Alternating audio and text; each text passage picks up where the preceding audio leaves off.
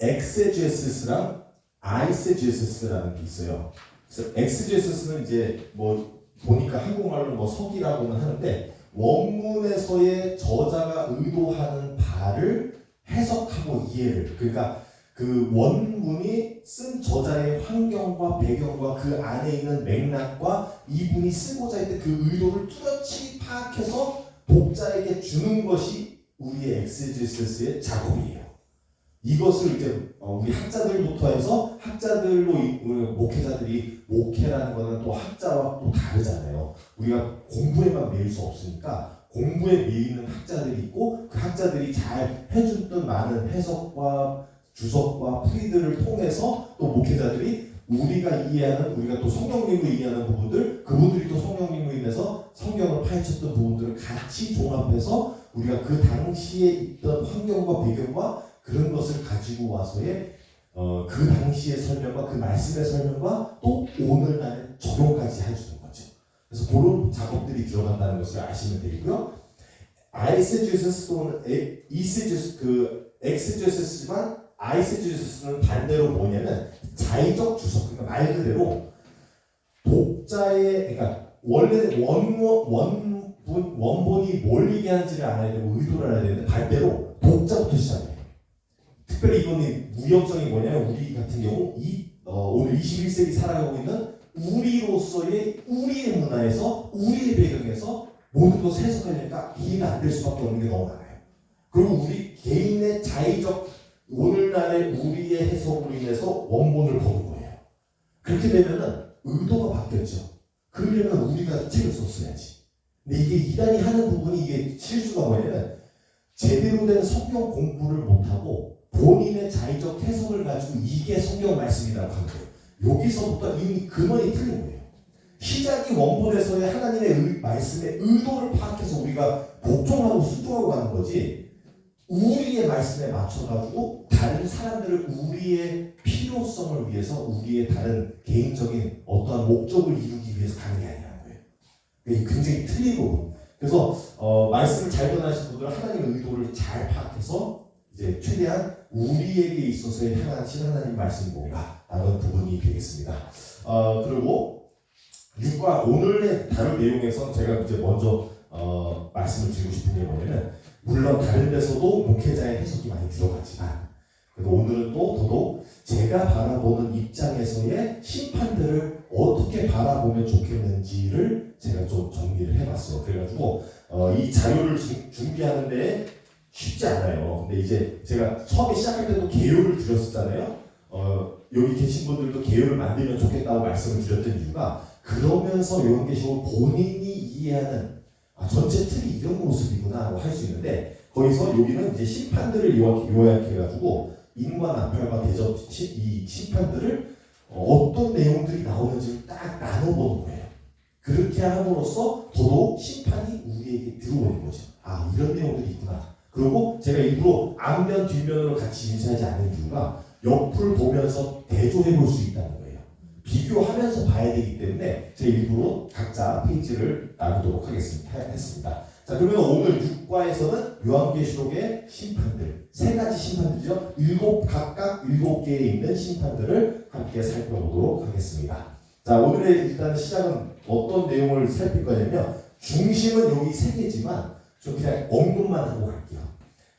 근데 이제 이건 뭐냐면 not applicable이라 해서 해당되지 않은 부분이지만 그냥 그래도 이런 게 있다라는 것만 말씀을 드리고 싶었던 이유가, 여러 가지 해석들이 있어요. 그러니까 여러 가지 해석들이 있는데 그걸 다 받아들이면 안 된다는 말씀을 드리고 싶은 게, 그러니까 7교회들, 요한계시록 2장에서 3장에서 나오는 교회들을 향한 편지들이 있는데, 이것을 교회사의 시대적 배경을 바탕으로 두고 있다라고 설명하는 사람도 있어요.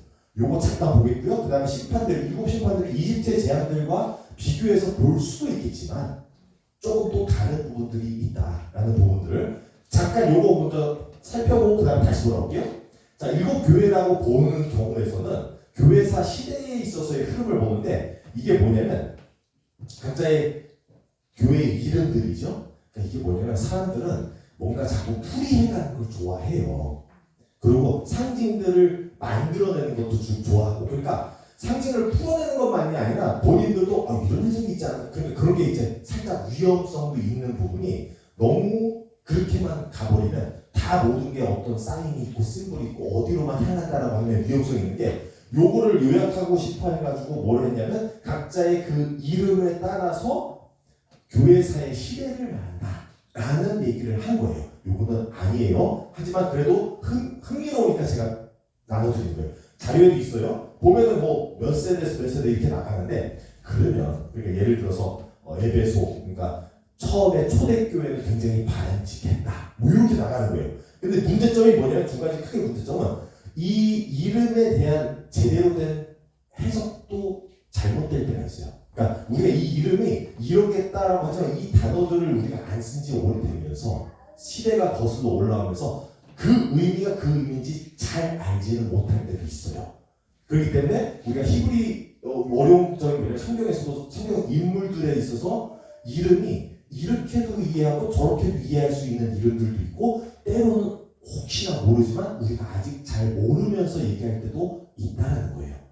그러니까 의미가 사라졌을 수 있다는 거죠. 예를 들면 이제 여호와의 이름 같은 경우도 또는 이제 잘 못 이해할 수도 있었다라는 부분들이 있듯이 그러면 이제 이거를 또 시대적으로 노는데 시대라는 걸 그러면 누가 이걸 갈라는 거예요.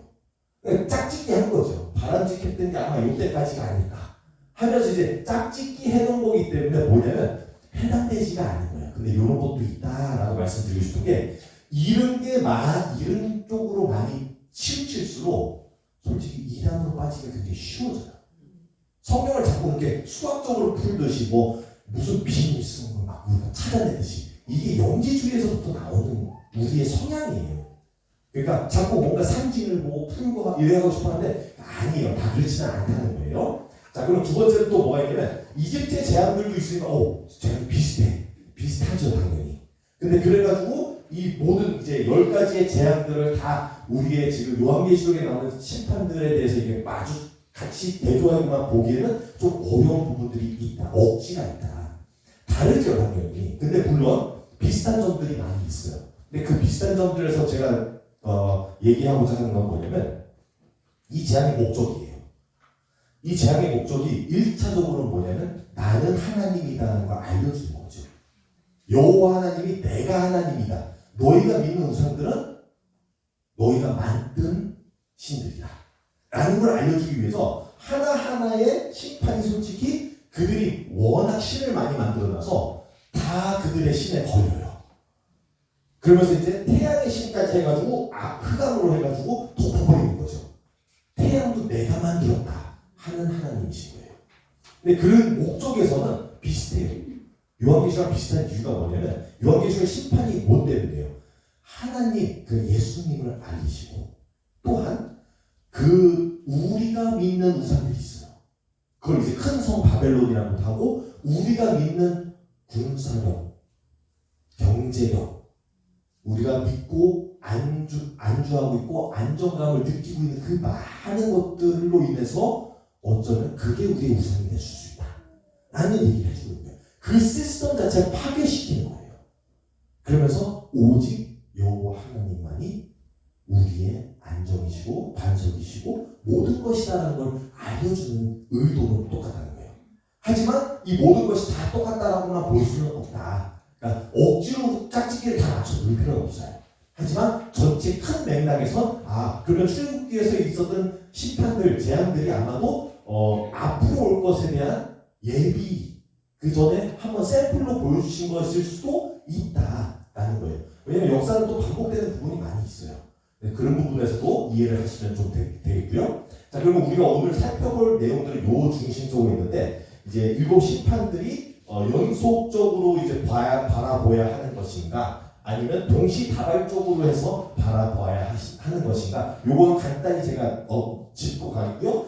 중심부는 이제 심판들, 임나팔, 대접 심판들을 서로가 어떻게 우리가 이해를 해야 되는가라는 부분을 좀 살펴보도록 하겠습니다. 그 다음에 이제 다니엘서에서 나오는 내용들도 이제 제가 굳이 언급을 안 했어요. 근데 이제 다니엘서의 내용은 솔직히 제가 볼 때는 다음 주 내용에서도 조금씩 들어올 거예요.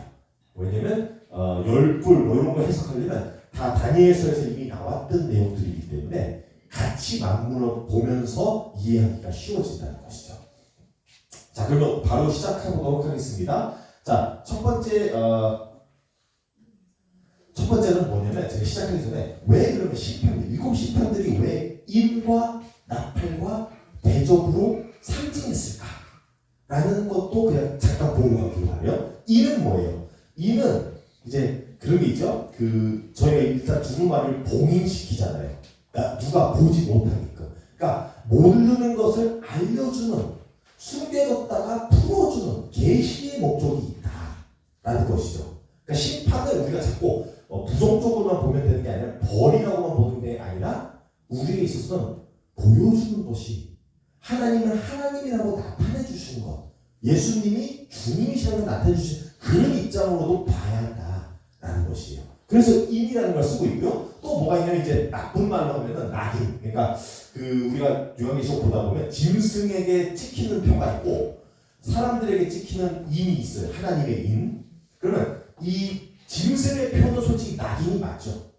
죄인이라고 해가지고 한국에서 그런 게 있었잖아요. 죄인에게 불로 지져가지고 넣어서 누가 봐도 얘는 죄인이다 라는 것과 비슷하게 낙인이라는 개념도 같이 섞여 있고, 또 하나님의 인이라는 것은 이제 우리가 하나님의 백성이라는 걸 증언해 주는 거예요. 확증해 주는 거죠. 그럼으로써 그런 효과로서의 인이 이런 의미들을 담고 있다라는 것을 우리가 알겠습니다. 그러니까 인심판이라는 건 우리가 알려준다, 계시적인 부분을 분명히 갖고 있고, 우리가 그 안에서 우리가 하나님 백성이라는 것 또한 알려주고 있다라는 부분을 같이 맞물려 보면 되겠습니다. 그러면 이제 나팔이라는 건 무엇일까요? 나팔은 이제 여러 가지 역할이 있어요. 첫 번째로는 뭐가 있냐면 군사들이 많이 썼어요. 나팔을 적이 침투할 때에 나팔 부르죠. 적이 부른다. 그러니까 경고, 위험성을 알림 이런 것들도 있고요. 그 다음에 또 뭐냐면 전쟁을 선포하고 공격하고 들어갈 때 우리가 이제 쳐들어올 것이다 라고 하고 하나의 각오, 다짐, 그러면서의 이제 그 하나님의 심판을 선포하는 경향이 있고, 또 이제 뭐가 있냐면 왕이 오실 때에 나팔을 불었어요. 그리고 뭐냐면 왕이 오시니까 너희가 준비하고 예비하고 왕을 맞이하러 나와라. 그럼 뭐예요? 그러니까 이게 다 나쁘게만 볼 수가 없는 게 뭐냐면 나팔 심판 중에 일부 중요한 부분은 뭐냐면 예수님이 오시니 너희는 마중 나와라 라는 내용을 갖고 있는 거예요. 자, 그러면 이제 그런 나팔 부르고 대접. 그리고 대접이라는 건 뭐냐면 뭘 담아놓는 그릇이잖아요. 무엇을 담아놨냐는 거예요. 대부분 크게는 하나님의 진노를 담아놨어요. 근데 이제 우리 잘못된 무신론자들이나 이렇게 봤을 때 하나님이 선하신데 어떻게 진노를 하시나? 그건 너무 모르는 얘기하고 있는 거예요. 하나님이 사랑이시기 때문에 진노하시는 거예요. 어떤 사람이 사랑이 있다고 하면서 자기 가족이 누구에게 당하고 있는 걸 보면서 난 사랑하니까 너도 사랑하고 다 좋아 하는 사람 있어요? 화가 나요. 내 사랑하는 사람 다치는 거 보면 화가 나요. 당연한 일이에요. 그게 안 되면 그건 사랑이 아니에요. 하나님이 왜 진노를 하시나? 하나님이 사랑이시기 때문에 진노하시는 거예요. 왜 자꾸 일방적으로만 보면 안 돼요. 하나만 보고 두 번째를 놓치면 안 돼요. 하나님의 진노는 하나님의, 이제 우리가 심판에서 나올 거예요. 하나님을 증언하고 하나님을 사랑하고 하나님 따르는 자들을, 그 백성들을 세상에 죽여요. 그거에 대해서 하나님이 가만히 있을까요? 오, 잘했어 이래요?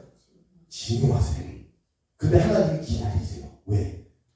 더 기다릴수록 더 많은 사람들을 살려내야 되기 때문에. 그래서 그걸 위해서 기다리시지 하나님 진노 없는 게 아니에요. 그게 때가 차면 부어지는 거예요.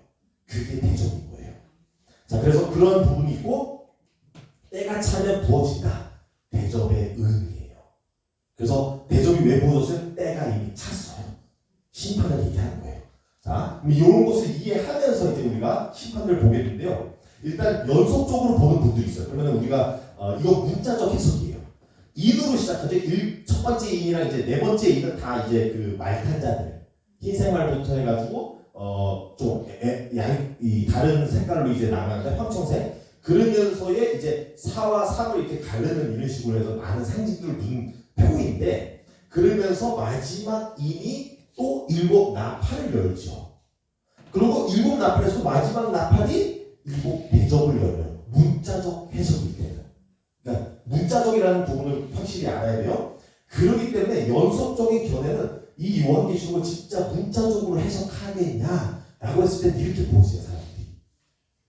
근데 이제 저는 개인적으로 문자적으로 보기는 좀 어렵다. 뭐 그러면 용은 어떻게 설명할 거예요? 용, 짐승이 나오면 짐승의 머리가 10개예요. 그러면 그래가지고 그림 많이 보셨잖아요. 몸통 하나인데 막 머리가 많이 있고. 없어요, 그런 짐승이. 근데 그건 상징인데 그걸 잘 모르는 거죠. 자, 그래가지고 마치 진짜 종말 때 그런 짐승이 나올 것 같이 얘기를 하는데 그건 이제 너무 영화를 많이 본 거고요. 자, 그 다음에 요거에 달리 뭐가 있냐면 동시다발적이라는 건 뭐냐면 같이 시작을 한다는 거죠. 그러니까 근데 물론 이제 같이는 아니라고 보는 거예요. 여기서는 견해가. 첫 번째 이미 시작해서 가면서에 비슷비슷한 내용들이 나와요. 그래서 나팔도 그 중에는 시작했겠구나. 그리고 그 중에서도 또 대접이 시작했겠구나 해서 마지막에 가서 최종적으로 같이 마무리가 되는 것이 동시자발적이다 라고 보는 거예요. 저는 요것과 비슷하지만 앞서서 이미 제가 결론을 먼저 말씀드리면 저는 세 가지가 이렇게 따로따로 이렇게 시작되는 것이 아니라 다 같이 동일한 사건을 말씀해주고 있어요. 근데 다른 시각에서 얘기해주고 있는 거예요. 좀 다르게 얘기한다면 우리가 축구 경기를 보고 있는데 한쪽에서는 MBC 카메라로 찍고 있고 한쪽에서는 KBS 카메라를 찍고 있고 또 다른 데서는 예를 들면 해외의 방송국에서 찍고 있다. 뭐 이런 식으로 해석하면은 좀 더 낫지 않을까.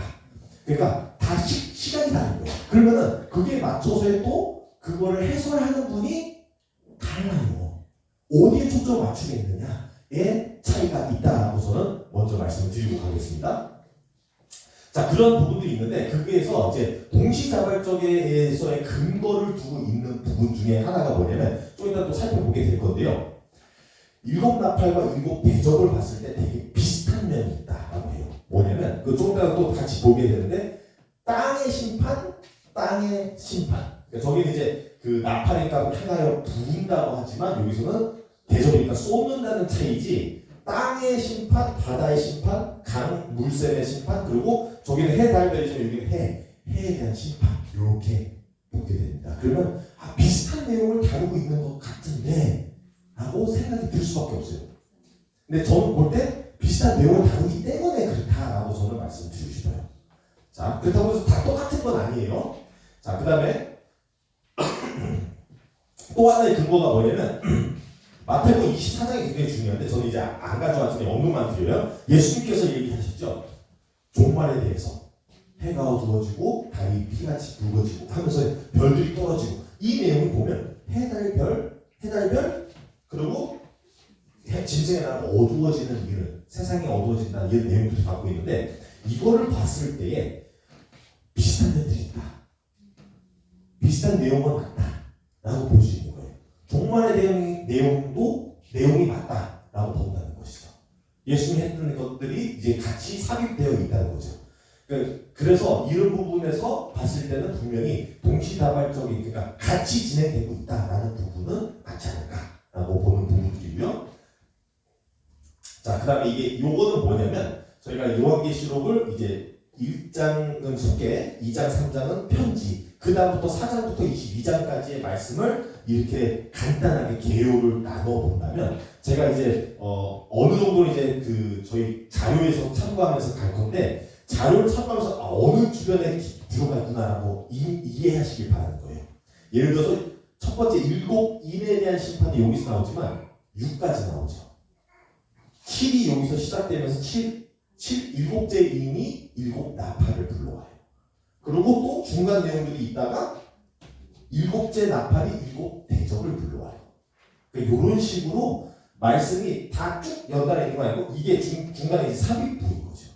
그래서 들어왔는데 그런 부분에서 왜 들어왔는지나 이런 부분도 같이 살펴보면 좋겠다라고 말씀을 드리는 거예요. 그래서 제가 말씀드릴 때 쭉 이걸 한 번씩 보면서 여기에 들어간 내용이구나. 근데 그 큼직큼직하게 심판들이 있는 내용들, 그 사이에 있는 내용들 이렇게 살펴보면 되겠습니다. 자, 우리 자료를 한번 보면서 가기를 바라는데요. 자료에 대한 내용들이 많은데 이거를 웬만하면 중요한 부분을 제가 다 짚고 가기를 바랍니다. 자, 첫 번째를 보면은 요 종이죠. 1페이지를 보시면요. 7인의 심판에서 첫 번째 네 심판들이 나와요.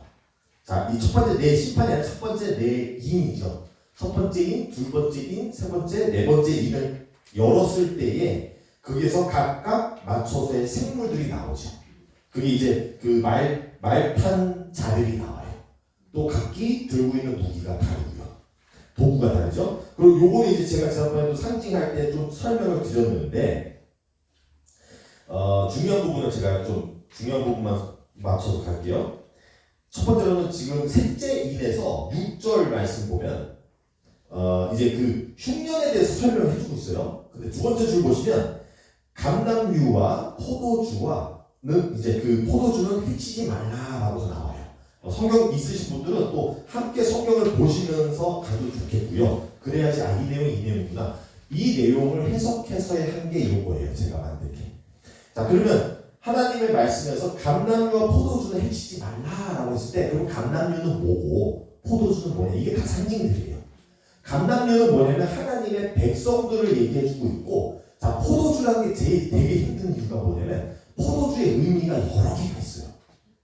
그 중에 하나는 그 음녀가 다른 왕국들 성도 백성들을 취하게 하는 계략이라는 의미에서 포도주가 있고요. 그리고 심판받아서 당하고 죽임당해서 피가 흘러나가는 그 피가 포도주라고 상징하는 경우가 있고요. 여기서는 그럼 어떤 포도주냐? 이거는 이제 그 다른 포도주예요. 그러니까 순교자의 피도 있죠. 그것도 포도주라고 상징을 해요. 근데 여기서는 순교자의 피라고 보기보다는 감람류라는 하나님의 백성과 가나안 혼인잔치에서의 사용하는 포도주. 그러니까 즉 혼인잔치를 의미하고 있고 약혼자를 얘기하고 있는 거죠. 그러니까 하나님 예수님과 결혼을 해야 되는 백성과 이제 신부들을 의미하고 있는 거예요. 이들을 해치지 말라라고 하고 있는 거예요. 근데 그냥 해치지 말라는 게 아니라 어느 기간이 있어요. 그게 이제 바로 그 다음 절 보면 인치심이라는 게 나오는데 요한계시록 7장에 나와요. 우리가 지금 인심판 여기서 얘기하는데 언제 인치심을 받냐면 요때 받아요. 7장에서. 예배라고 간단하게 설명했지만 여기서는 증인들에게 인을 쳐라 라고 하는 내용들이 나오는 거예요.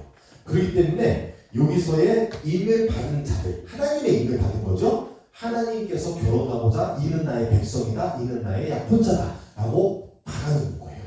이분들을 해치지 못하게, 어느 기간 동안 해치지 못하게요. 그 기간이 풀리면 어떻게 돼요? 그러면 이제 죽임 같이 당하는 거죠. 그 또한 뭐예요? 순교인 거죠. 자, 그런 입장에서 이런 상징들이 들어가고 있구나. 그래서 어느 때 동안에 인치심을 통해서 보호를 받는다는 내용을 기억하시면 좋겠어요. 왜냐면 이게 반복돼요. 자, 그 다음에 넷째 인을 보시면 8절 말씀에 보면 청황색 말을 탄 자가 이름은 사망이고 그가 나오는데 땅이 4분의 1을 권세를 얻어서 이제 그 심판을 내리는데 여기서 권세라는 부분이 솔직히 흰 말을 상징을 하고요. 그 다음에 여기서 사망이라는 것은 흉년이라는 것은 또 검은 말을 상징하고 있죠. 그리고 보시면 좀 더 무슨 말씀을 하는지 이해할 거예요. 6장 8절 말씀을 보면은 내가 보면 청황색 말이 나오는데 그 탄자의 이름은 사망이니 이름이 사망이에요. 그러니까 여기서 사망이라는 거는 이미 황청색 말을 얘기하고 음부가 그 뒤를 따르니 그들이 땅 4분의 1의 권세를 얻어 검은 누가 들고 있었어요? 붉은색 말인 거죠. 검과 흉년 누구예요? 검은색 말이 들고 있었죠. 그리고 사망이 황청색 말을 말하고 있고요. 그다음에 땅의 짐승들로서 죽이더라. 근데 여기서 이제 권세라는 게 흰 말이니까 뭐냐면 전체 말들 종합해서 심판이라고 얘기하고 있어요. 자, 우리가 이해해야 되는 게 뭐냐면 여기서 앞서서 첫 번째 이미 풀렸다고 첫 번째 말이 와서 확 해놓고 가고 두 번째 말이 나와서 확 해놓고 가고 하는 게 아니에요. 첫 번째를 열었을 때 첫 번째 심판에 대한 소개를 해준 거지 언제 어떻게 심판한다는 얘기는 안 나왔어요. 그죠? 물론 어떻게인지는 알지만 정확하게 얘기 나오지 않았어요. 두 번째 일을 열었을 때는 똑같아요.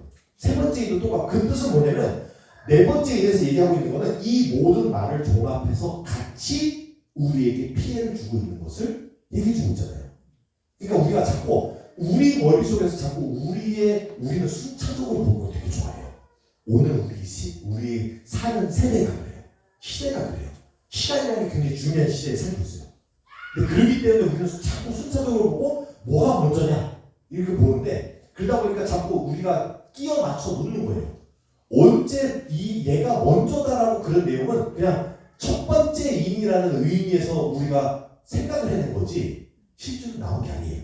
그러니까 솔직히 네 번째 인에서는 이 전체를 종합해서 얘기해주고 있는 거예요. 그동안 지금 일어났다는 얘기는 게 아니라 이런 일이 있는 거다. 이들로 인해서 이런 영향을 끼칠 거다라는 소개를 해주고 있는 거예요. 자, 그 다음에 그래서 이제 요거의 중간에 이제 그 살짝 회색으로 칠한 건 뭐냐면 이 말들이 요한계시록에서 처음 등장하는 말들은 아니에요.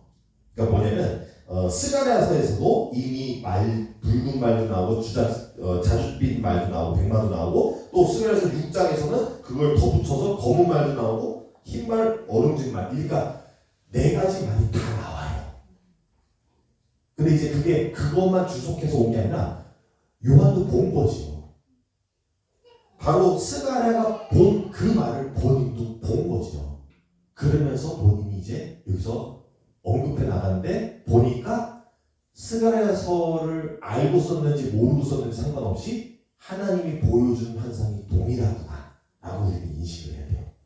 자, 그러면서 다섯째 입에서 중요한 게 뭐가 있냐면 제단이라는 게 나와요. 9절 말씀 보면 제단이라는 게 나오는데 이 제단이라는 상징을 잘 이해하셔야 돼요. 제단 또한 계속 반복될 거니까 잘 이해하셔야 돼요. 제단이라는 것은 뭐냐면 순교자들이 있는 곳을 얘기해 주고 있어요.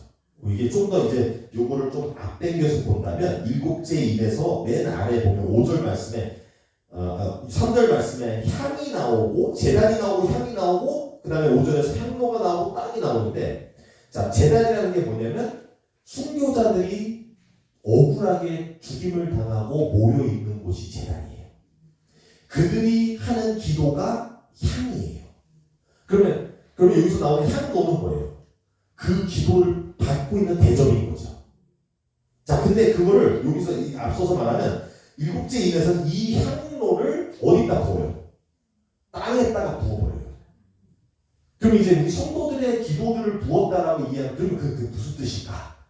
이건 뭐냐면 이 성도들이 무슨 기도를 하고 있냐는 거예요. 억울하게 당한 순교자들이 하는 기도가 있어요. 그게 뭐냐면 여기 다섯 번째 인 10절 말씀에 언제까지 우리 피를 갚아주지 아니하시겠나이까? 우리의 이 억울함을 언제까지 우리가 그냥 지켜만 보게 하실 겁니까? 심판 언제 와요 하나님?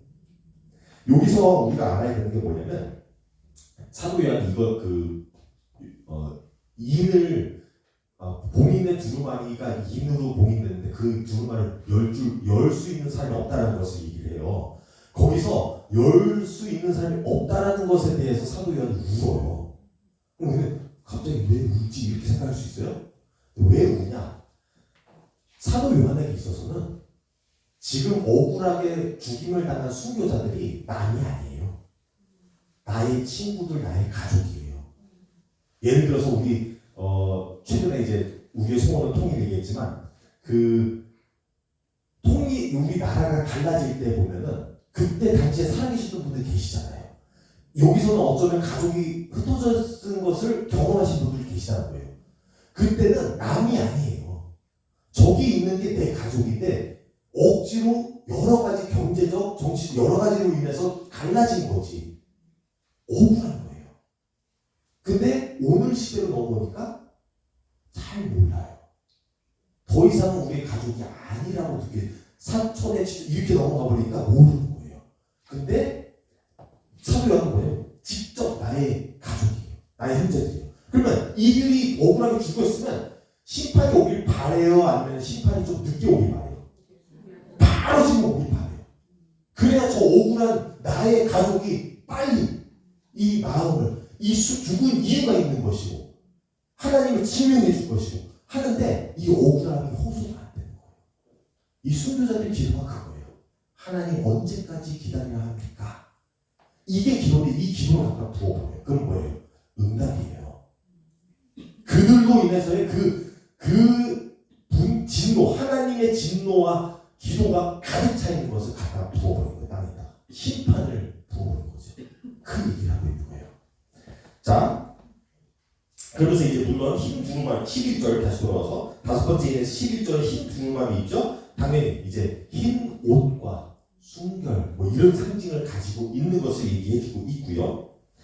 그 다음에 이제 여섯 번째 있는 중요한 부분이 뭐냐면 해가 검고 달은 비같이 되며 별들은 땅에 떨어지냐. 마태복음 24장 29절 말씀에 나오는 내용을 정확히 나오고 있는 거예요.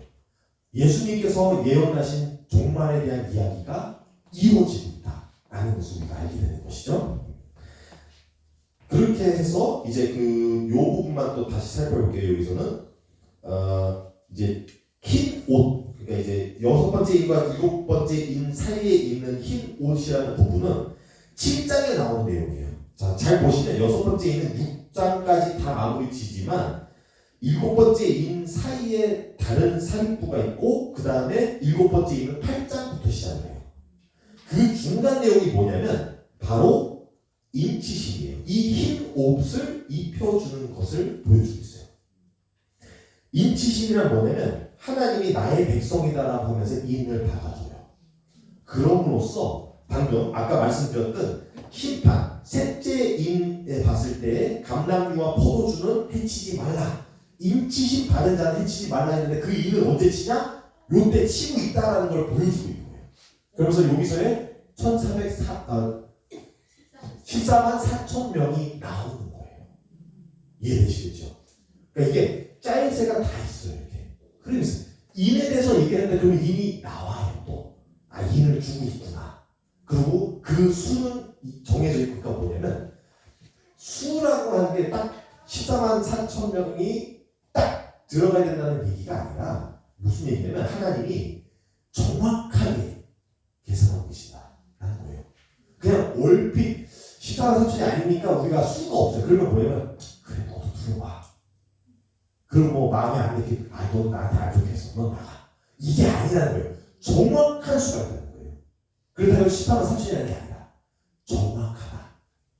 그래서 하나님의 심판에 있어서는 정확하게 인을 박힌 사람과 아닌 사람이지 두리뭉실하게 인이 반조각만 있거나 인인지 아닌지 이게 너무 오래전에 입에 박혀가지고 이게 묻어져가지고 하나님 잘 안 보이는 거예요. 다시 봐주세요. 이거 아니에요. 정확한 거예요. 이것을 얘기해주고 있는 거예요. 하나님의 정확성. 심판에 있어서 보면 이게 뭐냐면 다 하나하나가 정확하게 짜임새 있는 하나님의 심판을 알려주고 있는 거예요. 완전성. 7이라는 숫자를 씀으로써 완벽한 하나님의 심판. 완벽하게 준비가 됐고 계획이 됐고 실행이 됐고 그리고 이루어지는 것까지 얘기해 주고 있는 거예요. 자, 그래서 이제 중요한 내용. 요 전체가 솔직히 이거 빠뜨리면은 제가 볼 때는 놓쳤다고 보는 게 7장 이 마지막 보시면 7장 10절 말씀인데 구원하심이 보좌에 앉으신 우리 하나님과 어린 양에게 있도다. 이 심판과 모든 것을 다 이 무서운 걸 다 얘기했는데 거기서 핵심이라고 짚어주지 않았어요. 핵심이 여기 딱 한 구절이 들어있는데 이거 캐치하셔야 돼요. 이 내용이 뭐냐? 이 세상의 모든 것이 망하고 모든 것에 대한 어마무시한 심판이 내려질 때에도 하나님을 믿고 그 어린 양을 믿는 자에게는 구원이 있다. 이걸 얘기해 주는 거예요. 요거 놓치면 이거 어떻게 무서운 일이 일어나는데 어떻게 하고 그냥 벌벌벌벌 떨고 마는 거예요. 그럼 오히려 그러면 우리가 이런 심판이 오면 그것도 이제 문자적 해석인 거죠. 이런 심판이 오면 빨리 가가지고 통조림들 사놔라.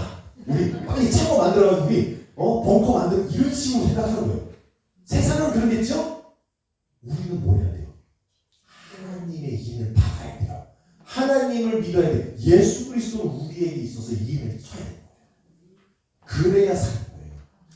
우리 가서 벙커 만든다고 사는 거 아니에요. 자, 그래서 요 일곱 인에 대한 심판들이 이렇게 이해를 하시면 되고 요거 없애지 말고 이렇게 나중에 다시 이런 내용이구나 하면서 같이 살펴보면 되겠고요. 솔직히 근데 나팔과 대접이 조금 더 비슷한 면이 더 많아요. 구조상이나 여러모로. 자, 나팔 시판을 넘어가 볼게요. 자, 우리 나팔 시판을 넘어갔을 때에 첫 번째, 이 나팔 심판과 대접 심판 제가 아까 말씀드린 것 같이 이거는 그 땅의 심판, 땅의 심판. 두 번째, 바다의 심판, 바다의 심판. 세 번째는 강과 물샘, 강과 물의 근원. 그리고 이쪽에서는 해, 달, 별이지만 또 대접에서는 해에 대한 심판. 이렇게 해서 누가 봐도 구조가 굉장히 비슷하다. 근데 이제 조금만 차이를 가지고 이걸 진짜 문자적으로 보기 때문에 그러면 여기는 달, 별이 없으니까 요거는 같은 일이 아니다.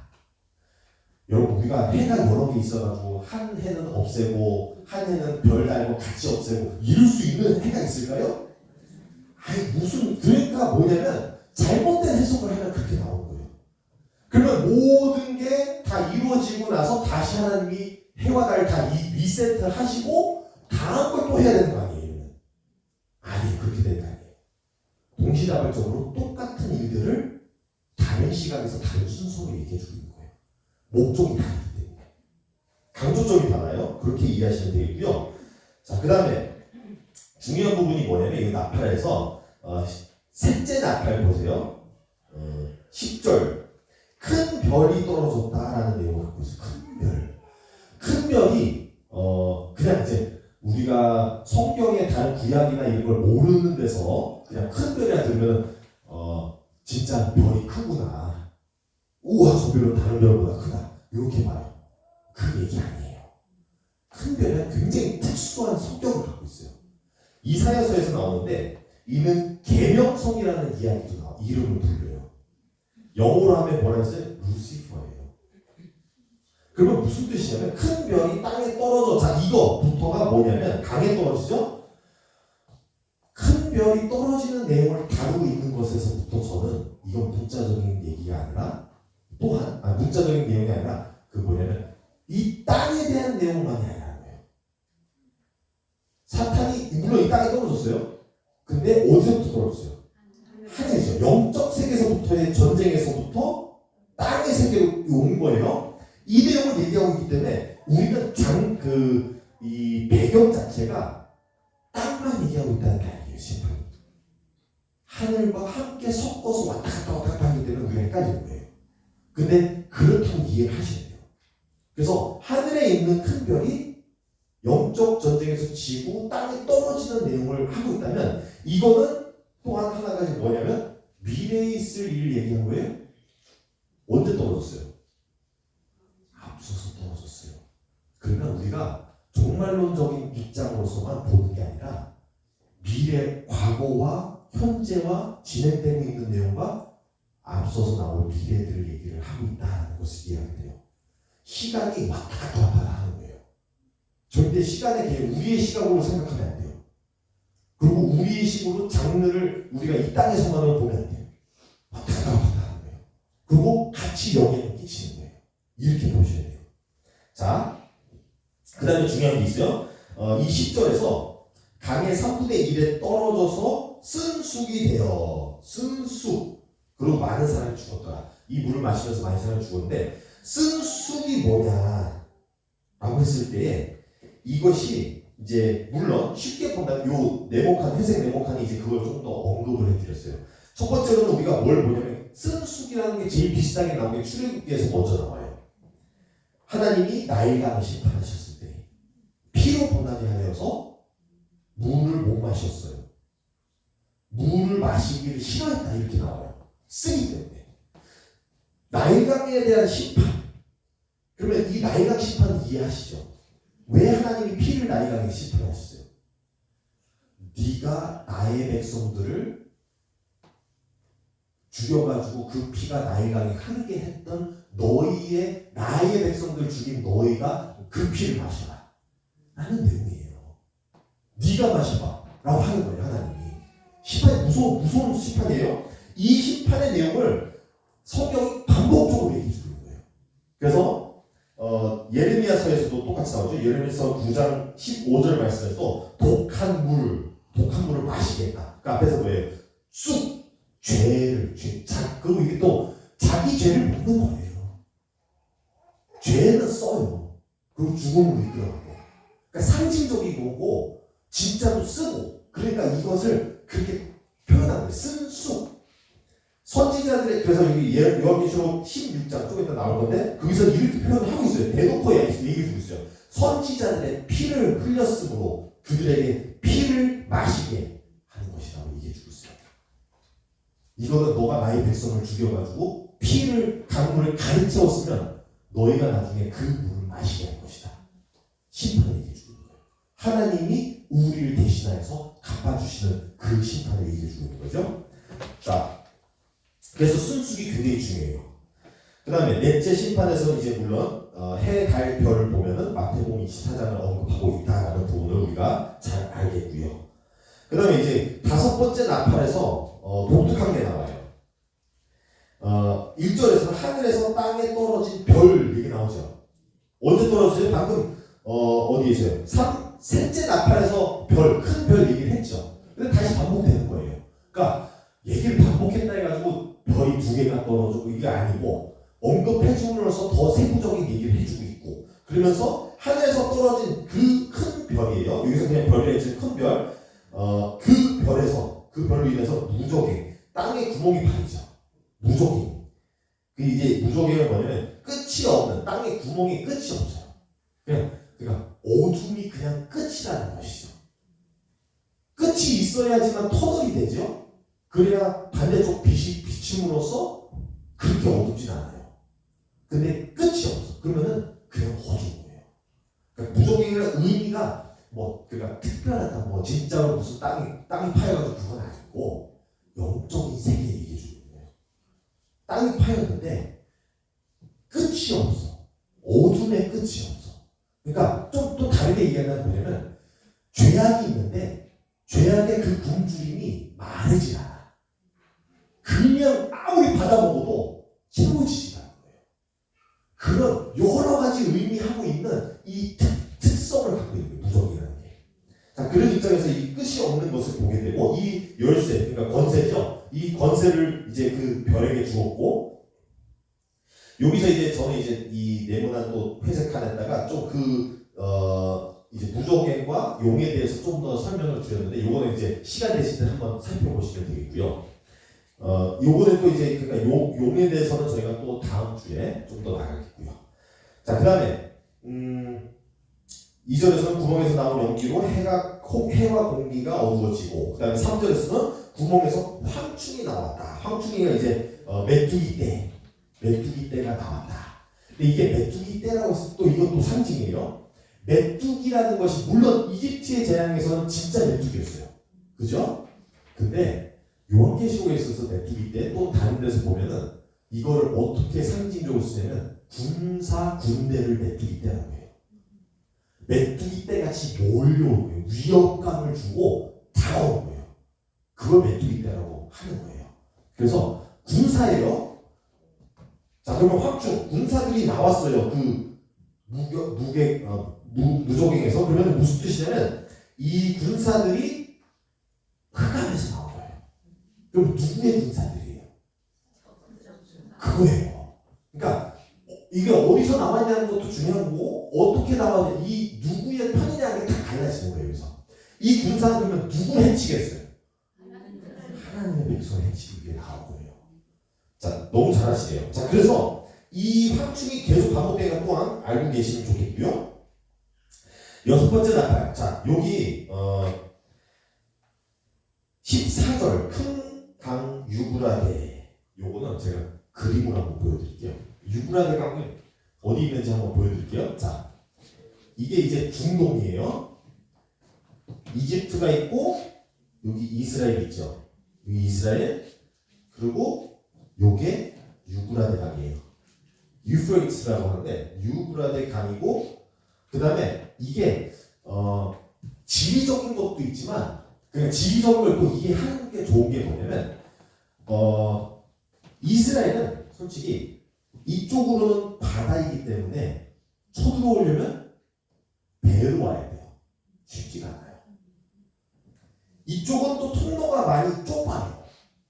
그러니까 솔직히 어느 정도로 막혀 있어요. 물론 이집트가 너무 강대국이라서 초록하지만 어느 정도로 이제 그래도 잘 살필 수 있는 부분들 또 이제 산맥들이 여기 있어요. 그러니까 어느 정도 산도 막아주고 있는데 위에서 치고 들어오는 데는 어떻게 돼요? 유브라데 강이 막아주는 거예요. 그러니까 뭐냐면 지리적인 것도 이해하셔야 되는 게 이걸 무슨 얘기를 하고 있냐면 유브라데가 했을 때 그냥 강이 진짜 유브라데 강이 막혀 그게 아니고 상징적인 거예요. 우리의 보호막이 풀려버린 거예요. 강이 메말랐다. 그러면은 그 강이 우리에게 있어서 막아주고 있던 것이 풀려버렸어요. 그럼 어떻게 돼요? 그러면 무적행에서 나온 황충들이 밀고 들어올 거예요. 이게 그래서 다른 데서는 또 동방의 왕등이라고 하고 그러니까 이게 동방이죠 여기서 들어올 때. 근데 이게 여러 가지 다른 의미들이 있어요. 동방에서 들어오는 동으로 칠 때가 있고 북으로 칠 때가 있어요. 근데 그게 다 뭘로 막아져요? 상징적으로 유브라데 강이 막아주고 있는 거예요. 그렇기 때문에 동이 됐건 북이 됐건 그 왕들이 그 악한 황충들이 들어오는 것을 막아주고 있는 것이 메말한다. 더 이상 우리에게 방어막이 없다는 거예요. 그 얘기를 해주는 거예요. 자, 그 다음에 네 천사가 나와요. 이거는 네 천사 요한계시록 7장에서 나오는데 지금 이제 우리가 7장 앞서서 나온 내용에서 뭐가 있냐면 지금 우리가 안 읽어봤기 때문에 제가 이걸 가지고 왔어요. 7장 1절 말씀이 이렇게 돼요. 이 일 후에 내가 네 천사가 땅에 네 모퉁이에 선 것을 보니 땅의 사방의 바람을 붙잡아 바람으로 하여금 땅에나 바다에나 각종 나무에 불지 못하게 하더라. 이게 뭐냐면 네 그 천사들이 나와서 여기는 이제 땅을 네모나게 그린 것 같이 사방에서의 모퉁이에 서 있어서 준비하고 있어요. 거기서 다른 천사가 나오는데 그 다른 천사가 아마도 더 권세가 높겠죠? 나와서 명령을 해요. 잠깐 멈춰라. 그 다음에 나온 내용이 뭐예요? 이음치심이 나와요. 그러니까 너희 아직 지금 심판을 하면 안 돼. 왜? 하나님이 이를 먼저 치고 보호를 받는 친구들을 받아야 되는 사람과 아닌 사람을 구분을 하고 그 다음에 할 거다 라는 얘기를 해주고 있어요. 여기서의 네 천사가 나오는데 이 천사들이 여기서 나온 거예요. 여섯 번째 나팔 14절 말씀에 네 천사가 나오는 거예요. 그리고 이 네 천사가 어떻게 했어요? 풀어주다.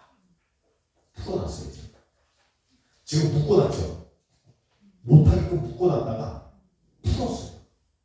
그럼 어떻게 돼요? 싹 해가지고 몰아가는 거예요. 심판. 그래서 이것을 지금 얘기해주고 있다. 그 다음에 15절 말씀 이것도 그냥 빨리 언급할게요. 연, 월, 일, 희라는 내용이 나오는데 이거 정해진 기간이라는 걸 또 얘기하고 있어요. 그러니까 정확하다. 언제나 얘기 안 해줘요. 그것이 우리에게 중요한 게 아니에요.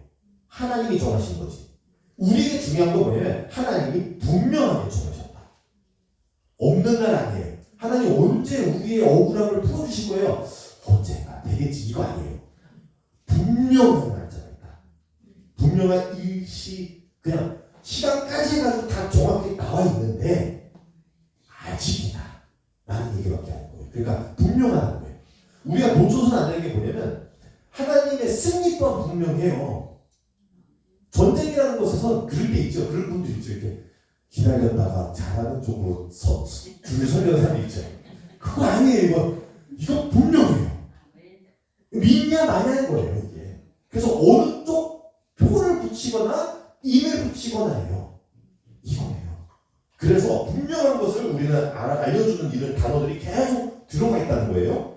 자, 16절 말씀. 2만만 이거 보니까 만만이 보니까 조예요. 2조 많다는 어마무시한 군대를 몰고 온 거예요.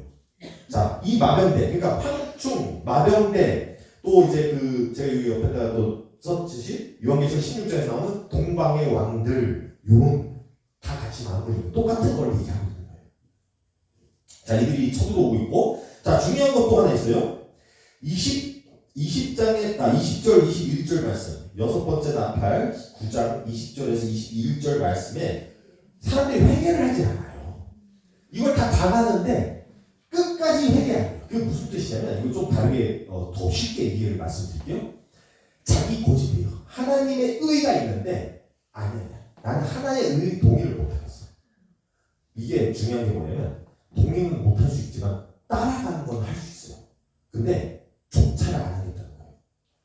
그게 이제 신앙인과 아닌 것이 분별되는 건데, 신앙인은 내 의견과 안 맞더라도 하나님이 옳다니 나는 하나님의 뜻을 따르겠다. 좀 무섭지만 구약에서 그래요. 내 가족을 죽이기까지 하나님이 맞다고 한다면 하겠다. 그게 무서운 거예요. 근데 그만큼 시험을 하셨어요. 근데 우리에게도 그만큼 각오를 주시는 거예요. 예수님도 뭐라 했어요? 가족을 흩어놓겠다 하셨어요. 갈라놓겠다. 무슨 뜻이에요? 우리가 진정으로 하나님의 의를 의로 인정하느냐 아니냐는 것도 얘기해 주는 거예요. 여기서는 회개하지 않는 사람들은 절대 나는 못하겠어요. 그러니까 아무리 말로 나는 하나님 그냥 하나님 어디 갈 때까지 나는 가겠어 했는데 막상 가자고 하니까 난 절대 못 가겠어요. 이게 회개 못하는 사람인 거예요. 그래가지고 이 회개 못하는 사람이 또 반복돼서 나오는 거예요. 그럼 이분들이 어디로 가요? 그대로 이렇게 심판받게 되는 거예요. 그래서 우리 중요한 게 그 회개인 거예요. 이것도 우리가 놓치면 안 되는 부분이 뭐냐면, 회개하지 않는다는 걸 들었을 때 왜 그렇구나 하면 되는 게 아니라 나는 회개해야 된다. 이게 나와야 되는 거예요. 그러니까 이렇게 굉장히 희미하게 사도령이 꽂아놓은 거예요. 구절들이. 중요한 구절들이 근데 이렇게 쑥 지나가 볼 수 있어요. 왜냐? 귀 있는 자가 들어야 되니까. 듣는 자만 듣지 다 놓쳐버리고 두려움에만 휩싸이는 사람이 있어요. 근데 이런 핵심적인 부분이 뭐냐? 그거 회개를 해야지 나가 나오는 거예요. 쉽게 주지 않아요. 그래서 이제 하나의 비밀이라는 부분이 있는데 그것도 조금 이따가 다루도록 하겠습니다. 자, 다시 돌아와서 이제 여기 요한계시록 10장 내용이 이제 그 다음에 나와요. 왜냐면 이제 9장까지 여섯째 나팔 9장까지 하고 나면은 또 삽입부가 들어와요. 근데 도입부 여기서 이제 요한계시록 10장이 나오는데 여기서 뭐가 나오냐면 작은 책이 나와요. 작은 두루마리. 이건 이제 에스겔서와 예레미야서를 통해서 나오는 부분인데, 전 먼저 이걸 말씀드릴게요. 요 맨 앞에 나온 게 요한계시록 10장 4절 말씀과 7절 말씀을 제가 이렇게 언급한 게 뭐냐면, 4절 말씀에서는 일곱 우레가 말한 것을 봉인하고 기록하지 말라라는 내용이 나와요. 이거 뭐냐면 들었는데 사도령이 쓰지 마, 알리지 마라고 해요. 그러면 뭐예요? 그러면 비밀이죠. 요한계시록 10장 4절에서는 비밀이지만 요한계시록 10장 7절에서는 전하신 복음과 같이 하나님의 그 비밀을 이루어졌다. 그 비밀이 풀렸어요. 자, 여기서 그러면은 뭘 알아야 되냐면, 비밀이라 했을 때 우리가 모두에게 숨겨져서 아무도 모르는 비밀을 얘기하는 건 아니에요. 우리는 이제 그러니까 이단이 자꾸 이단에 빠지는 이유가 이거예요. 비밀을 자꾸 모두에게 숨겼어. 나만 알아. 너희가 나한테 오면 내가 이거 풀어줄게. 요게 이단이에요. 하나님이 은밀하게 숨기신 거 아니에요. 대놓고 숨기셨어요. 그러니까 대놓고 보여줬어요. 그래도 몰라요. 보여줬어요. 보여줬는데 왜 비밀이냐면, 어떻게 되는 일이지?가 비밀인 거예요. 어떻게를 모르는 거예요. 그러니까 어떻게 무슨 뜻이냐, 이해를 못하는 거예요. 이게 바로 진짜 가능해? 난 이게 좀 쉽게 말씀드릴게요. 다른 식으로 말씀드릴게요. 복음이에요. 예수님이, 우리가 죽을 수밖에 없는 주님이 예수님의 십자가 사건으로 인해서 피로 인해서 살게 되었다. 그 세상은 뭐라고 하는 줄 알아요? 바보다 믿는 것을. 바보. 왜? 무슨 그런 말이 있어? 이게 비밀인 거예요. 숨겨졌어요? 다 알아요. 대놓고 우리는 증언을 해요. 이분들은 안 믿어요. 우리는 믿어요. 귀 있는 자들에게만 허용되기 때문에. 이게 비밀인 거예요. 그러니까 비밀을 잡고 숨겨졌으니까 다시는 안 나와. 아무도 모르는. 이거 아니에요. 다 대놓고 드러내 보여줬는데도 모르는 거예요. 그게 어떡해? 이렇게 되는 거예요. 이거 하나 중요하기 때문에 저는 꼭 언급했으면 좋았겠고요. 그 다음에 이제 작은 두루마리, 그거에 대한 이제 세부적인 내용이에요. 이 어떻게라는 부분이 뭐냐면, 제가 그래서 여기 설명드린 거예요. 되게 좋아하는 말씀인데, 이 에스겔서 36장 26절의 말씀이 이렇게 나와요. 또 새 영을 너희 속에 두고 새 마음을 너희에게 주되 너희 육신에서 굳은 마음을 제거하고 부드러운 마음을 줄 것이며. 여기서 이제 굳은 마음이라면 heart of stone이라 해서 돌 같은 마음이 맞아요. 더 정확한 해석이요. 그 이 돌은 뭘 상징하냐면 모세가 받았던 계명들, 돌판에 새겼죠. 이걸 얘기하고 있어요. 돌판에 새겨 너희가 끝까지 유지하기 위해서 돌판에 새겨서 돌로 줬더니 돌같이 됐네. 이거예요. 마음이 돌같이 되면 안 되는 거잖아요. 그런데 하나님 이렇게 해서는 너희가 나를 믿고 따라가지 못하겠구나. 내가 그래서 그때부터 이미 계획을 하셨어요. 누구를? 예수님을. 우리의 마음을 녹여줄 분. 그래서 은혜의 믿음이 맞아요. 제가 계속 반복할 수밖에 없는 부분인데 우리는 신앙이 은혜의 신앙이라고 하는 이유가 우리가 뭘 해서 얻는 구원이 아니라 이미 주어진 구원에 대한 감격으로 인해서 나가는 거예요. 이 감격이 어디서 와요? 그 예수 그리스도의 그 감동으로 은혜로 우리가 마음이 바뀌어서 돌판이 녹아져가지고 그래가지고 우리는 믿고 따른다 라는 거예요. 근데 이게 세상의 비밀이에요. 왜? 안 되거든요. 돌이 녹는다? 무슨 소리야? 이거예요. 근데 여기 분명하게 얘기해주고 있어요. 그 비밀을 알려주고 있어요. 그래서 이 요한계시록 10장에 나오는 내용들이 그거예요. 복음 얘기를 해주고 있는 거예요. 작은 두루마리 뭐예요? 복음이에요. 그 복음을 입에 넣었더니 달아요. 근데 배에 들어가니까 써요. 신앙이 받아들일 땐 즐거워요. 살아내니까 죽고 싶어요. 힘들잖아요. 그 얘기를 너무 잘 들려주고 있어요. 근데 그 복음이 우리를 바꿔가고 있고 그 복음이 여기서 왜 먹는 행위를 얘기하고 있냐면 먹고 마시는 게 우리의 뭐가 돼요? 피와 살이 돼요. 이 마음을 녹이려니 우리가 예수 그리스도의 피와 살을 먹기 때문에 우리의 마음이 녹아서 이제는 그 부드러운 하나님의 마음을 닮아간다는 얘기하고 있어요. 이 복음의 비밀을 시장에서 대놓고 다 풀이해줬는데 그리고 전체 소명이 얘기해주고 있는데 아무리 들어도 모르는 거예요.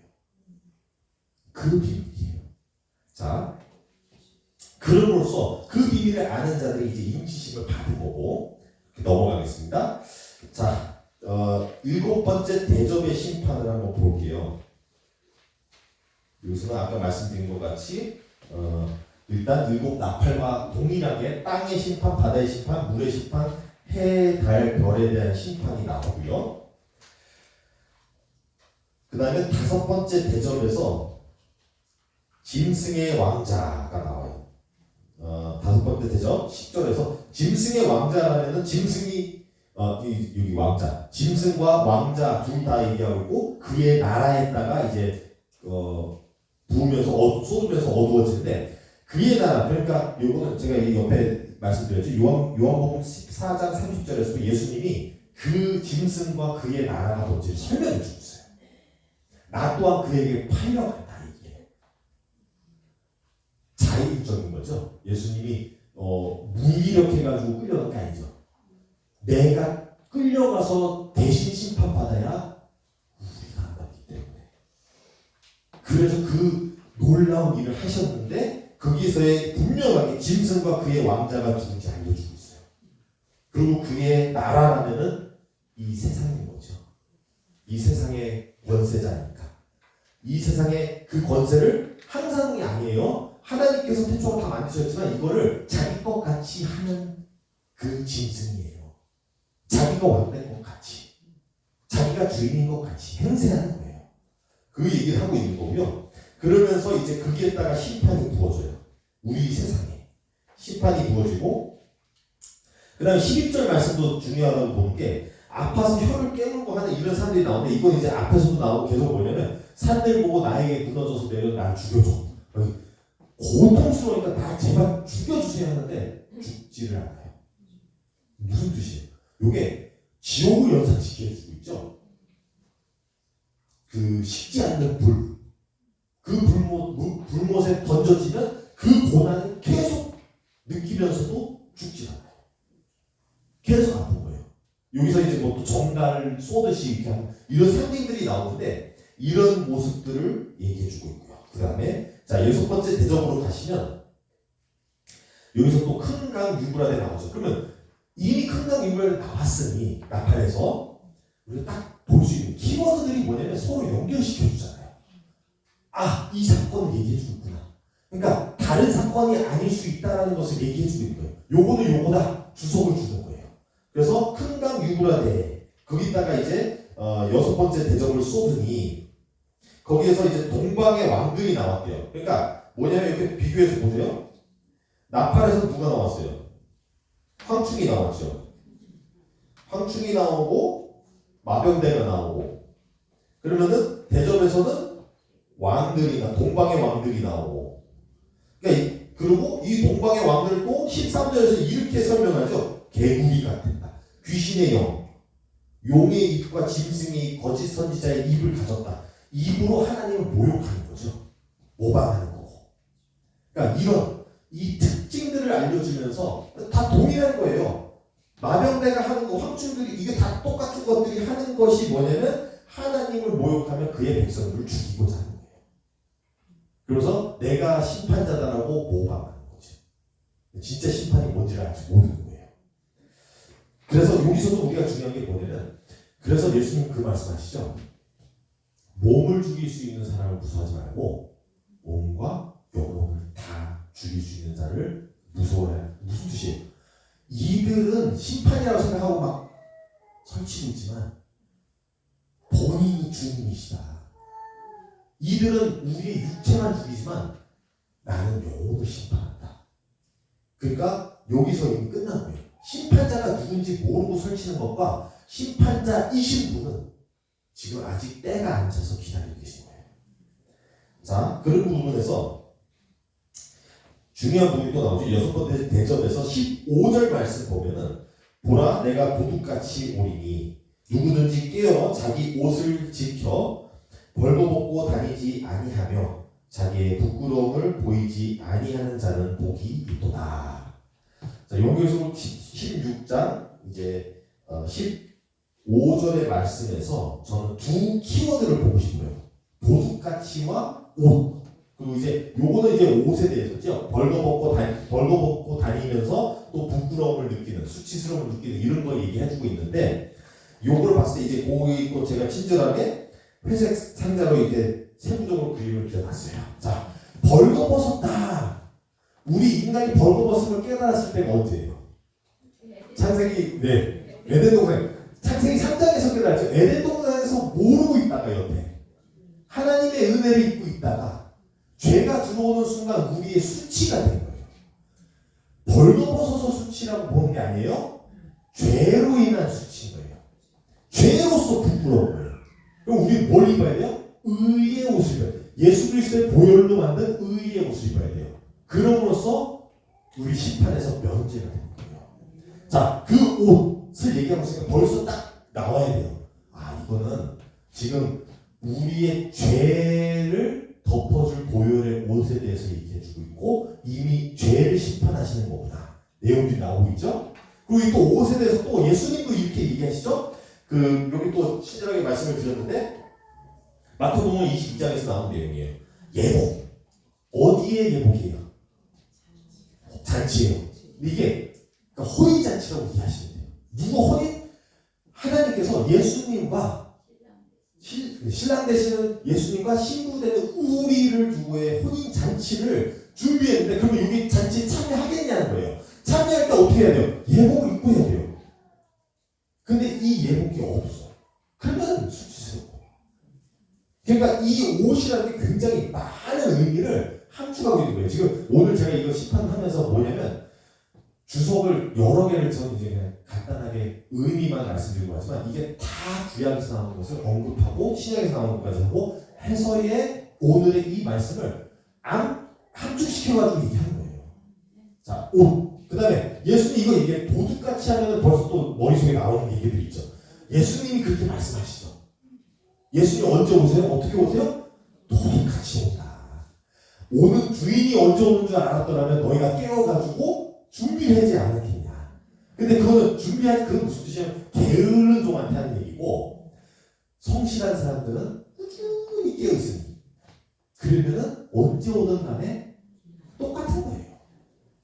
신앙의 자세를 알려주고 있어요.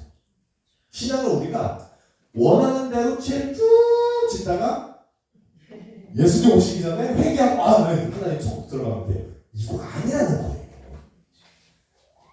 예수님과 함께 동행하는 삶이 이어져서 천국의 삶이 이 땅에서 천국과 저 땅에서 천국이지, 이 땅에서 천국이 뭔지 모르면서 저 땅에서 천국을 모르는 거예요.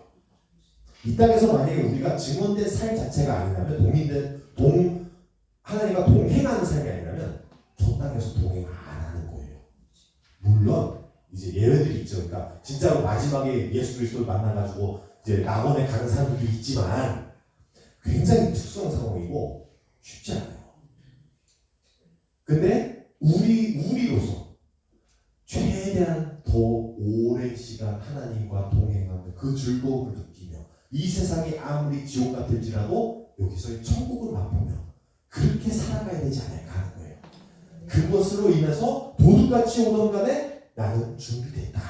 나는 옷을 입고 있다. 라는 그 부분을 얘기해주고 있는 거예요. 이게 또한 무슨 얘기를 하고 있냐면 경고인 거죠. 그러니까 이것도 핵심인 거예요. 얼핏 듣고 넘어갈 수 있지만 경고예요. 그러면 그 경고에서 뭘 해야 돼요? 우리는 준비해야 되겠다. 옷을 입어야 되겠다. 이 얘기해주고 있는 거예요. 그러니까 우리 자꾸 다른 데로 목적이 가면 안 돼요. 요런 걸 얘기해주고 있어요. 키포인트들 중간중간에 조용히 이렇게 들어가 있어요. 자, 그 다음에 16절을 그냥 간단히 언급만 했어요. 아마겟돈이라는 걸 너무 특별한 것 같이 막 상징하는 분들이 있어서 특별한 거 없어요. 그냥 어디에 모인다. 그러니까 정해졌다는 얘기예요. 어디란 진짜로의 그냥 유불안한 강과 똑같은 거예요. 정해진 것을 얘기하지 그렇다 해가지고 그게 진짜 아마겟돈이라는 땅이라는 게 아니고 이제 전쟁을 위한 땅이 아니라 그걸 상징적으로 얘기했지만 분명한 곳에서 분명한 일들이 일어난다. 그러면 이 아마겟돈이라는 게 16절에 솔직히 죄송합니다. 이거 바꿔주세요. 15절이 아니라 16절인데 16절에서 나오는데 거기서 뭐라 하냐면 아마겟돈이라 하는 곳에 왕들이 모이더라. 왕들이 왜 모였을까? 요거는 이제 그 다음 주도 같이 언급해서 나갈 건데 왕들이 왜 모였을까? 열불이 왜 모였을까? 이들은 모든 자기에 있는 권세를 가지고 짐승에게 부어줘서 그 짐승이 이 세상을 해치게 하기 위해 자기의 권세를 오직 그 목적을 위해서 모여진 거예요. 이거는 이제 잠깐 다음 주에 나온 내용까지 같이 드린 거고요. 그러니까 이 왕들이 모인 거예요. 하나님의 백성을 치려고. 자, 그 다음에 19절 큰 성, 여기서 큰 성이 나와요. 19절 말씀이 이렇게 돼요. 큰 성이 세 갈래로 갈라지고 만국의 성도도 무너지니 큰 성 바벨론이 하나님 앞에 기억하신 바 되어 그의 맹렬한 진노의 포도주 잔을 받으네. 자, 여기서 요거는 저 갑자기 잠깐 말씀드릴게요. 포도주라고 하죠. 아까 말씀드렸다시피 포도주 굉장히 다양한 상징들을 갖고 있기 때문에 분명하게도 무슨 얘기인지를 잘 맥락 안에서 이해를 하셔야 돼요. 근데 여기서는 당연히 또 너무나 잘 말씀해주고 있죠. 진노라는 게 붙으면 누구의 진노예요? 하나님의 진노. 하나님의 진노의 잔을 얘기해주고 있구나 라고 이미 친절하게 여기서 얘기해주고 있고 다른 데서는 이제 가끔 나올 때 이거는 여러 가지 상징이니까 우리가 혼동되면 안 된다 이렇게 이해하시면 되겠고요. 자, 여기서 큰 성과 큰 성 바벨론이라고 두 개가 갈라져서 나오죠. 자, 이거를 저는 이렇게 쉽게 말씀드릴게요. 나라다. 그러니까 강대국이라고 친다면 지난 주거를 언급해서 보면 지금의 세계의 최강대국이 무너지고 나라 자체가 무너지고 체계와 시스템이 무너진다. 그게 큰 성 바벨론이에요.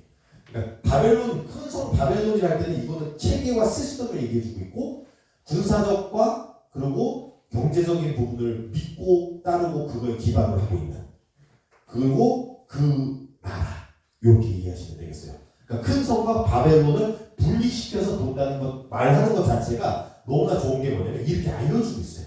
나라도 망한다. 그리고 그의 시스템도 망한다. 이걸 분명하게 다 짚어주고 있다는 것입니다. 자, 그 다음에 너무나 다행히도 시간이 자, 그러면 제가 마지막으로 요거는 잠깐 그 다니엘서부터 잠깐 말씀드릴게요. 다니엘서 잠깐 언급하는 거예요. 뭐냐면 다니엘서 장 1장, 2장, 3장, 4장 그리고 이제 5장이 아니죠. 연대순이에요. 연대순. 그러니까 해로 이렇게 하면은 거기에 나오는 특수한 일들이 있는데 왕이나 했을 때에 그 연대로 딱 해서 봤을 때 어떻게 돼요? 다니엘서 굉장히 독특한 게 굉장히 많아요. 물론 굉장히 종말적이고 예언적인 부분이 많은데 요 앞부분은 그래도 주전 605년경을 얘기해주면서 이것도 언어도 다르죠? 언어도 보면 왔다 갔다 해요. 아람어와 히브리어를 같이 쓰고 있는데 여기서 1장에서 4장까지는 요 시대지만 뒤집어져 있어요. 그러니까 막 섞여 있어요. 짬뽕으로. 7장, 8장, 5장, 9장, 6장, 11, 12, 10장 이렇게 돼 있는데 자, 요거를 제가 말씀을 드리고 싶었던 이유가 뭐냐면 자, 다니엘서도 쓰임 자체가 매우 예언적이고 종말론적인데도 불구하고 그 내용을 연대순으로만 쓰지 않았어요. 왜 그랬을까? 이유가 다른 데 있는 거예요. 그러니까 설명을 하고 싶은 그 주 목적과 강조를 하고 싶은 그거에 대해서 그걸 중심으로 두지 우리가 사는 세상 자꾸 제가 말씀드린 거예요. 2차 독자 21세기에 살고 있는 우리 2차 독자의 이야기 이 생각을 자꾸 해석을 하면 안 된다는 거예요. 우리가 시간을 중요히 보지 다니엘은 시간대로 쓰지 않았어요. 중요한 내용을 알리고자 하는 데서의 중간으로 준다는 것이죠. 그렇기 때문에 순서랑 이거 상관없이도 쓸 때가 있어요. 자, 이걸 말씀드리는 이유가 뭐냐면 요한계시록이 그래요. 요한계시록이 쓰일 때 이 7심판이 3번 반복되지만 이게 순차적으로 얘기하고 싶은 거 아니에요. 사도 요한 목적은 그거 아니에요. 사도 요한 목적은 그러니까 역사서 쓰는 거 아니에요. 역사책 아니에요. 역사책은 연대기로 쓰죠. 우리가 하도 공부가 그렇게 됐기 때문에 우리 모든 것을 그렇게 나열하고 그걸 순서를 매겨요. 역사순 아니에요. 사도 요한이 하고 싶었던 얘기를 최대한 잘 풀이해 나가기 위해서의 요한이 그 방식을 썼는데 그건 우리의 생각하는 연대순 아니라는 부분을 분명히 강조드리고요. 자, 그 다음에 또 하나가 뭐가 있냐면 우리가 얘기할 때 보면은 예를 들어서 휴가나 방학 때 어디 놀러 갔다 왔어요. 이 놀러 갔다 왔던 이 경험을 가지고 이렇게 차를 마시면서 앉아서 이렇게 얘기를 나누는 거죠. 이 수다를 하면은 뭐가 되겠어요? 우리가 쭉 이어서 연대순을 얘기하나요? 말할 때 그러지 않아요. 우리도 생각나는 대로 나와요. 그러면은 생각나는 대로 얘기하다가 맞아 그것도 있었다. 근데 그거를 듣는 사람의 입장으로는 그냥 흥미로운 이야기들이지 그걸 왜 연차순을 안 했어? 왜 연대순 아니야? 이렇게 하는 사람 있어요? 없죠. 그렇게 하지 않고 들으면서 이 내용이 이런 사건들이 있었구나. 그러면서도 중요해 보는 주로 이제 뭐냐면 우리가 제일 먼저 얘기하는 내용들이 주로 우리는 제일 중요할 때가 많아요. 왜냐면 제일 생생하고 제일 인상이 깊었던 걸 얘기하지 그걸 나중에 가서 이제 쥐어짜서 나머지 세부적인 걸 가지고 오는 거죠.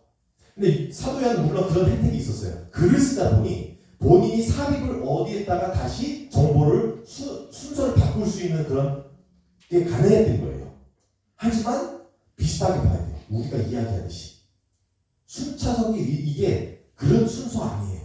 사도 요한이 분명하게 얘기하고 싶은 게 있었고 그걸 얘기하기 위해서는 이것저것 섞으면서 그리고 반복하면서 그리고 이분의 특징이 반복이에요. 특별히 7개라는 숫자 요한복음만 봐도 똑같아요. 그렇기 때문에 이런 부분에 있어서의 썼다는 거예요. 자, 중요한 부분이 뭐냐면 잘 보시면 이거 나중에 가서 읽어보시면 일곱인 첫 번째 일곱인 첫 번째 페이지에서 일곱인 보시면 뭐가 있냐면 일곱인을 딱 열었을 때에 뭐가 있어요? 심판이 내려져요? 아니에요. 30분 동안 고요하다. 반시간 동안이에요. 조용히. 뭐가 일어났어요? 아무것도 없어요. 물론 이제 그 30분이 중요하죠. 왜냐면 이제 외국에서도 보면 그런 얘기가 있어요. Calm before the storm이라요. 그러니까 어떤 마치기 전에 조용히 그 고요한 우리 얘기해주고 있는 거예요. 그러니까 어마무시한 게 오는데 잔잔해요. 근데 그걸 얘기도 하지만 여기서는 실질로 이미 열렸다 해가지고 뭐가 일어나는 것도 아니고 아까 말씀드렸다시피 첫 번째, 두 번째, 세 번째 인 또는 어쩌면 네 번째 인까지도 소개만 해주는 것이지 순차적으로 이루어졌다고 얘기하는 건 아니에요. 그러니까 뭐냐면 우리가 자꾸 뭐가 이루어졌고 뭐가 순서대로 된다는 것은 우리의 생각이고 실질적으로 그렇게 얘기가 안 되고 있어요. 일곱 번째 인은 일곱 나팔을 소개해주기만 해요. 자, 그러니까 그런 순서 다 우리가 내려놓고 말씀이 하는 내용을 한번 볼 때 저는 이걸 한번 마무리를 이렇게 보길 바래요. 자, 이 세 개를 다 같이 이렇게 옆에 나란히 한번 보잖아요. 맨 아래쪽만 다 보세요. 인에서는 5절에서 행로를 땅에 쏟았더니 뭐가 일어났어요? 우레와 음성과 번개와 지진. 자, 일곱 나팔 19절 말씀 하나님의 성전이 열리고 뭐가 나와요? 번개와 음성과 우레와 지진과 또 큰 우박. 자, 대접심판 맨 아래 그 회색 박스에 있어요. 거기서 보면은 줄 쳐놨어요. 큰 음성, 번개와 음성과 우레와 지진과 우박. 반복되죠. 반복되고 있어요. 자, 근데 이걸 문자적으로 저도 처음에 봤어요. 근데 이 마지막 그러니까 대접 심판에서 이 색을 보면은 뭐가 있냐면 하나님의 그 성전이 열리면서 여기 앞에 그냥 말씀만 이렇게 요한계시록 19장 6절 말씀이 어떻게 되면 또 내가 들으니 허다한 무리의 음성과도 같고 많은 물소리와도 같고 큰 우레소리와도 같은 소리로 이르되 할렐루야 주 우리 하나님 곧 전능하신 이가 통치하시도다. 우레소리와 같고 음성소리와 같고 번개소리와 같고 지진과 우박소리와 같은 이 소리가 뭐라고 외쳐요? 할렐루야 주 우리 하나님 곧 전능하신 이가 통치하시도다. 뭐예요 이거? 이게 찬미예요. 자, 이 찬미하는 자들이 누구예요? 흰 옷 입은 자들이죠? 억울했던 자들이죠? 억울했는데 지금 억울해요? 어때요? 찬미, 기쁜 감사한 마음으로 감격해가지고 울어나는 거예요.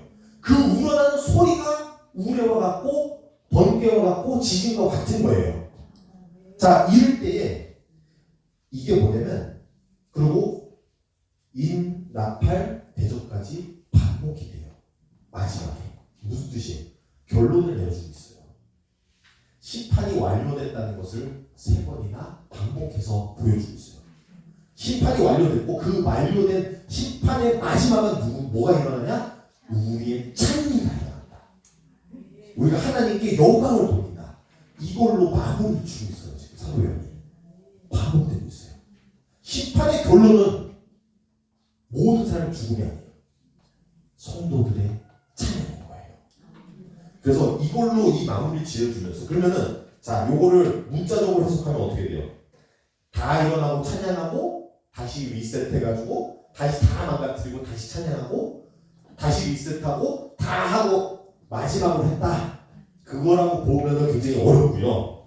그리고 그래서 이제 거기에서도 보면은 대접에서도 뭐라고 하냐면 큰 지진 여태 보지 못했던 큰 지진이라고 18절에서 나오거든요. 그럼 무슨 뜻이냐면 우리가 그러면은 그 전 지진들을 잡고 요번이 제일 큰 거구나. 그 뜻이 아니에요. 별이 크다고 해가지고 진짜 큰 별 얘기하는 게 아니라 지진이 크다는 게 큰 게 아니라 마지막이다.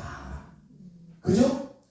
인, 나팔, 대접을 내가 동일한 내용을 세 번 얘기했지만 이제 마지막 얘기한다. 그러니까 우리 오늘날 설교로 들은 거예요. 이제 마지막으로 요거예요. 큰 지진 사도연이 마지막으로 이렇게 정리한다라고 해주는 거예요. 자, 그래서 이 시간이 마지막으로 저는 이걸 요약드리고 싶어요. 오늘의 이 심판들을 바라보는 입장에서 우리가 이렇게 바라봐야 돼요. 오늘날 우리의 이 땅, 이 세상에만 이루어지는 일들만 얘기해주고 있지는 않다. 하늘을 얘기해주면서 영적 세계와 이 땅의 두 개가 왔다 갔다 하면서의 서로가 서로의 상호작용을 하는 부분들로 인해서 이야기를 풀어내고 있다. 하늘에서 이루어진 일이 땅에서 이루어지는 것을 보여주고 있어요. 두 번째로, 미래의 일들만 보여주고 있지는 않다. 다 정말에 가서 얘기 아니에요. 큰 별이 마지막에 떨어진 거 아니에요. 앞서서 떨어졌죠. 맨 앞. 창세기 우리 책 시작하기 전 앞. 그렇기 때문에 이미 떨어져서 에덴 동산에 와가지고 수근수근 하면서 유혹하는 거죠. 자, 그래서 먼 미래가 아니라 과거와 현재와 미래를 다 종합적으로 다루고 있다. 요거 걱정하지 마세요. 여기 세 번 마지막 장에 맨 아래에도 이렇게 요약을 주셨어요. 자, 그 다음에 마지막으로 순서대로 쓰는 게 아니다. 그러면 뭐예요? 한 사건을 가지고, 저는 이제 그 순차적인 것도 아니고 문자적인 것도 아니고 뭐 하나는 먼저 시작하고 나중에 두 번째 시작하고 나머지 세 번째 시작했다 마지막에 다 같이 모이는 게 아니에요. 다 동일한 사건을 다르게 풀이해주고 있어요. 어쩌면은 예를 들면 나팔과 대접 심판 좀더 비슷하지만 그 내용을 상징적으로 풀어낸 게 첫 번째 이인이에요. 그래서 이 두 나팔과 대접 이야기를 어떻게 풀었냐? 말로 푼 거예요. 말 탄 자니 이런 일들이 일어날 것이다. 상징인 거죠. 그러고 나서 그거를 두 번째로 풀이고 했는데 풀어놓고 나니까 더 뭔가 붙이고 싶어. 그냥 마병대로 한 게 아니라 그 마병대의 특징들을 더 넣고 싶어 하니까 두 번째 대접 얘기할 때는 개구리와 같고 그 귀신의 영이고 이렇게 나가는 거예요. 그래서 동일한 사건이지만 이거를 이렇게 얘기해보고 저렇게 얘기해보고 하면서 두 번 반복이 아니라 세 번 반복함으로써 뭐예요? 못 박아버리는 거예요. 이건 분명하게 일어납니다. 우리가 주로 성경에서 두 번 볼 때 있어요. 언제예요? 하나님 이거 분명히 이루시겠다 해서 비전을 보여주셨을 때나 꿈을 보여줬을 때 두 번 반복해요. 세 번 반복은 뭐예요? 완벽한 영적 완벽한 수로 인해서 이건 영적 세계와 이 세계 땅의 세계와 일곱과 삼을 반복해 쓰면서 분명하게 이루어질 것이고 이 땅과 하늘과 새 땅으로 이어질 것이다. 이 모든 것을 함축해서 얘기하고 있는 거예요. 그게 요한계시록이에요. 저는 요거에 이제 나중에 다음 주에 더 나아가서 우리가 유혹받지 않아야 되는 이 사탄에 대해서 조금 더 세부적으로 들어가 보도록 하겠습니다. 기도하고 마치도록 하겠습니다. 하나님 아버지 감사드립니다. 이 귀한 시간에 우리에게 굉장히 어렵고 힘들 수밖에 없는 요한계시록을 살펴보았습니다. 이것이 어려운 이유는 우리가 그 시대를 살지 않고 사도 요한의 그 문화적 부분, 언어적 부분, 또 이 편지를 잘 못 이해할 수도 있지만 아버지 성령님을 부어주셔서 우리가 필요한 지혜를 주시고 이 말씀을 통하여서 우리가 깨우쳐야 하는 복음을 알게 하여 주시옵소서. 이 복음은 우리가 이 모든 환난 속에서도 오직 주 예수만 붙잡고 우리가 회개하고 주님의 의의 복을 믿고 나아가며 하나님 아버지의 모든 심판이 끝날 때에 아버지를 찬미하는 그 성도가 되기 위하여 주님 기도드립니다. 우리를 그러한 믿음과 그 믿음을 지켜나가는 주의 자녀로 세워 주시옵소서. 이 모든 말씀 우리 주 예수 그리스도의 이름으로 기도드립니다. 아멘.